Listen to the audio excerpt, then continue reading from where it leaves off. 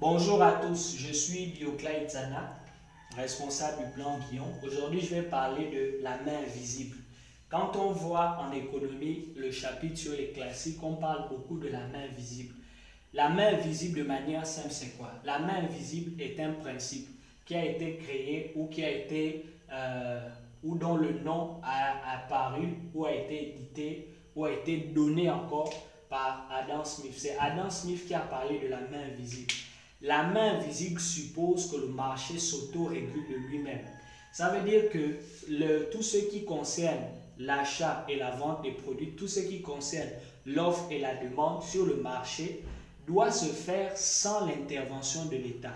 Donc l'État ne doit pas intervenir pour réguler quoi que ce soit, l'État ne doit pas intervenir pour faire quoi que ce soit sur le marché. Le marché est assez responsable pour s'occuper de lui.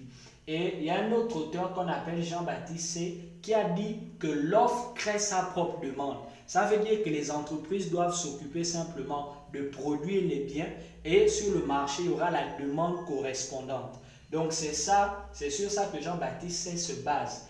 Et on va constater en 1929 qu'il va avoir ce qu'on a appelé la crise de surproduction.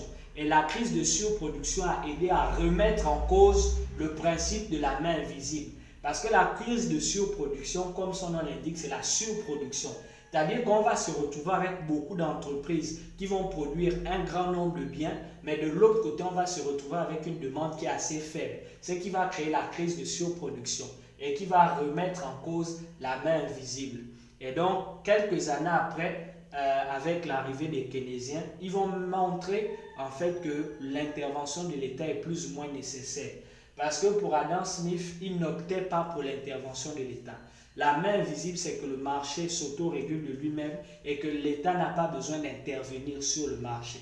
Donc voilà, de manière résumée et très simple, c'est quoi le principe de la main invisible. Merci.